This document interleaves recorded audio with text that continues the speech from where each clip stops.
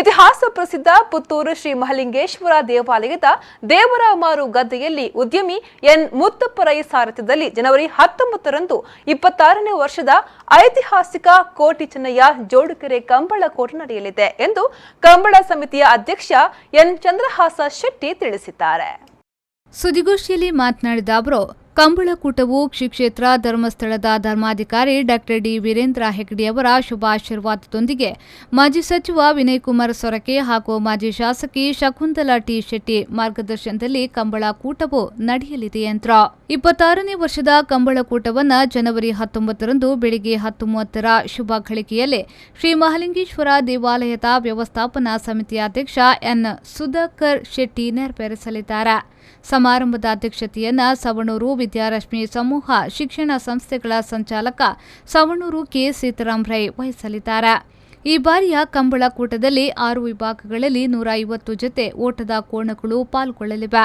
ಕಳೆದ ಬಾರಿಯೂ ದಾಖಲೆ ಸಂಖ್ಯೆಯಲ್ಲಿ ಓಟದ ಕೋಣಗಳು ಪಾಲ್ಗೊಂಡಿವೆ ಎಂದರು.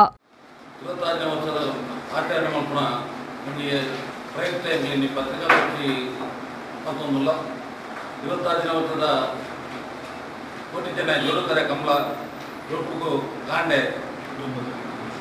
19 ತಾರೀಕು ಕಾಂಡೆ ಮಹಲಿಂಗೇಶ್ವರ ದೇವರನ್ನ ಆಶೀರ್ವಾದ ಪೂಜೆ ಪುರಸ್ಕಾರ ಮಾಡುವುದು.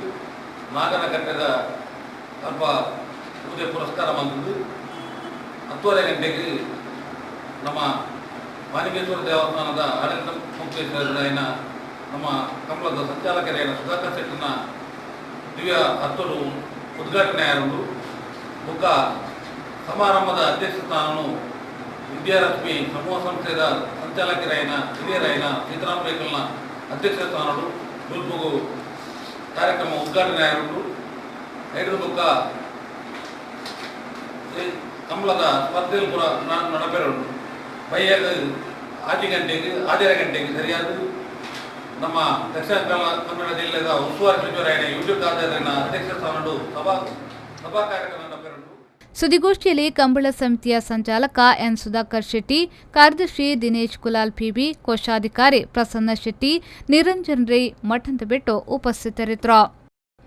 ಅನಿಶ್ ಕುಮಾರ್, ವಿ4 ನ್ಯೂಸ್ 24/7 ಪುತ್ತೂರು.